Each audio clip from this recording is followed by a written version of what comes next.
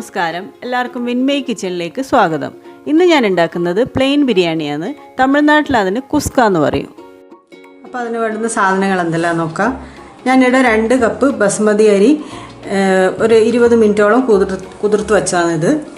പിന്നെ ഒരു 3 സവാള എടുത്തിട്ടുണ്ട്, 2 തക്കാളി, ഒരു 4 പച്ചമുളക്, 2 സ്പൂണ് ഇഞ്ചിയും വെളുത്തുള്ളിയും ചതച്ച് വെച്ചിട്ടുണ്ട്, 1 ടീസ്പൂണ് ഗരം മസാല, 2 ടീസ്പൂണ് മുളക് പൊടി, പിന്നെ കുറച്ച് സ്പൈസസ്, 2 ബേ ലീഫ്, ഒരു 2 കഷ്ണം പട്ട, ഒരു 3-4 കറിയാമ്പൂ, 2 ഏലക്കായ്, ഒരു 2 തക്കോല, പിന്നെ ഒരു 1/2 കപ്പ് തൈര് വേണം, ആവശ്യത്തിന് ഉപ്പ്, പിന്നെ ആവശ്യത്തിനുള്ള ഓയിൽ, പിന്നെ മല്ലിയിലയും പുതിനയിലയും, പിന്നെ ആവശ്യത്തിനുള്ള വെള്ളം. ഇത് 1 കപ്പ് അരിക്ക് 1.5 കപ്പ് വെള്ളം എന്നുള്ളതിലാണ് ഞാൻ എടുത്തിട്ടുള്ളത്. അപ്പോൾ ഇത്രയാണ് ഇതിന് വേണ്ടുന്ന സാധനങ്ങൾ. പാത്രം വെച്ച് കുക്കർ വെച്ചിട്ടുണ്ട് ഞാനിവിടെ. അതിലേക്ക് എണ്ണ വെച്ചിട്ടുണ്ട്. എണ്ണ ചൂടാകുമ്പോഴത്തേക്ക് നമുക്ക് അതിലേക്ക് എടുത്ത് വെച്ച സ്പൈസസ് ഇട്ട് കൊടുക്കാം. ഇതിലേക്ക് നമുക്ക് സവാള അരിഞ്ഞെടുക്കും. അതിൻ്റെ കൂടെ തന്നെ നമ്മൾ എടുത്ത് വെച്ച പച്ചമുളക് കൂടി ഇട്ടു. അപ്പോൾ നമുക്ക് കുറച്ച് ഉപ്പിട്ട് കൊടുക്കാം. ഉപ്പിട്ട് സവാള ഒന്ന് വഴന്ന് വരച്ച് വരും. അപ്പോൾ ഉള്ളിയുടെ നന്നായിട്ട് വഴന്ന് നല്ല ഗോൾഡൻ കളറായിട്ട് വന്നിട്ടുണ്ട്. ഇനി നമുക്കിതിലേക്ക് തക്കാളി ഇട്ട് കൊടുക്കാം.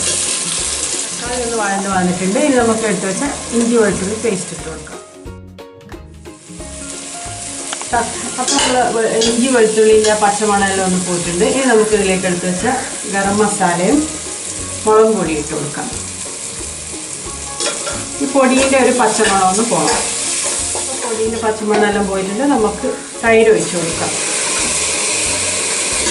നമുക്കിനി അരിഞ്ഞു വെച്ച് മല്ലിയിലയും പുതിനയിലയും ഇട്ട് കൊടുക്കാം. നമുക്ക് മസാലയിലേക്ക് വെള്ളം ഒഴിച്ച് കൊടുക്കാം. അപ്പോൾ നമ്മൾ വെള്ളം ഒഴിച്ചിട്ട് നന്നായി തിളച്ചിട്ടുണ്ട്. ഈ സ്റ്റേജിൽ നമുക്ക് ഉപ്പ് പാകത്തിനാണെന്ന് നോക്കി വെക്കണം. ഞാൻ കുറച്ചും കൂടി ഉപ്പിട്ടിട്ടുണ്ട്. പാകത്തിന് ഉപ്പും കൂടി റെഡിയായിട്ട് നമുക്ക് അരി ഇട്ട് കൊടുക്കണം. ഇനി നമുക്ക് കഴുകി വെച്ച അരി ഇട്ട് കൊടുക്കാം. അപ്പോൾ ഞാൻ അരിയും ഇട്ട് നന്നായിട്ടൊന്ന് മിക്സാക്കി കൊടുക്കാം. നന്നായിട്ട് മിക്സാക്കിയിട്ട് നമുക്കിനി ഇത് അടച്ചു വെക്കാം.